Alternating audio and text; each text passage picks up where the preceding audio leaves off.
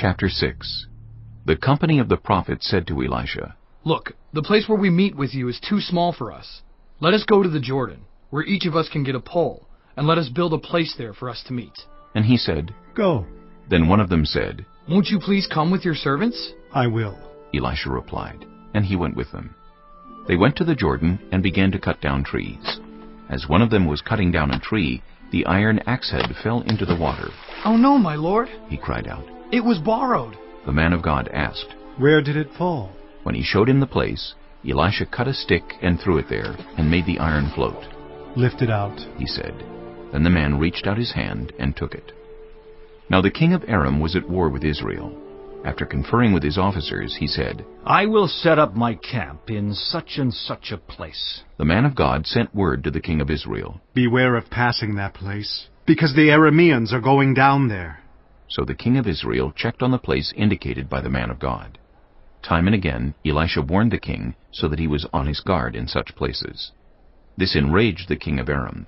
He summoned his officers and demanded of them, Tell me, which of us is on the side of the king of Israel? None of us, my lord the king, said one of his officers. but Elisha, the prophet who is in Israel, tells the king of Israel the very words you speak in your bedroom. Go, find out where he is, The king ordered. so I can send men and capture him.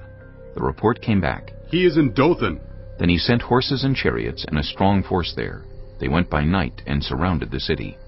When the servant of the man of God got up and went out early the next morning, an army with horses and chariots had surrounded the city. Oh no, my lord! What shall we do? The servant asked. Don't be afraid. The prophet answered. Those who are with us are more than those who are with them. And Elisha prayed. Open his eyes, Lord, so that he may see.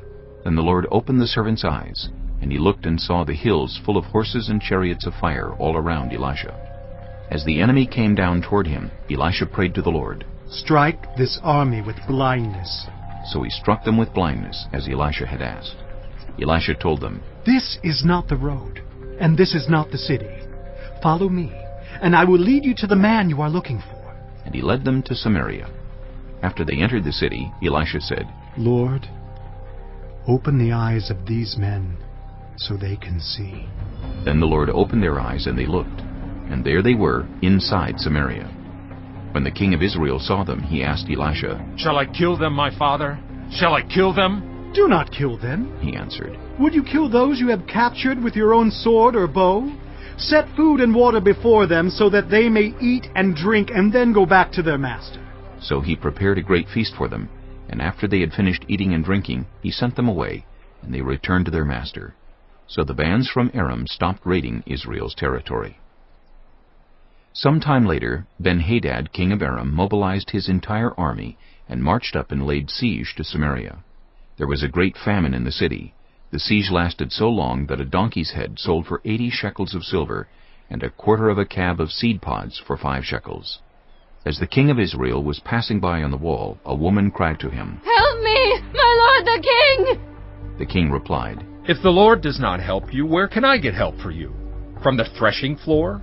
From the winepress? Then he asked her. What's the matter? She answered, This woman said to me, Give up your son so we may eat him today, and tomorrow we'll eat my son. So we cooked my son and ate him. The next day I said to her, Give up your son so we may eat him. But she had hidden him. When the king heard the woman's words, he tore his robes. As he went along the wall, the people looked, and they saw that, under his robes, he had sackcloth on his body. He said, May God deal with me, be it ever so severely, if the head of Elijah, son of Shaphat, remains on his shoulders today. Now Elisha was sitting in his house, and the elders were sitting with him. The king sent a messenger ahead, but before he arrived, Elisha said to the elders, Don't you see how this murderer is sending someone to cut off my head? Look, when the messenger comes, shut the door and hold it shut against him. Is not the sound of his master's footsteps behind him? While he was still talking to them, the messenger came down to him. The king said, This disaster is from the Lord. Why should I wait for the Lord any longer?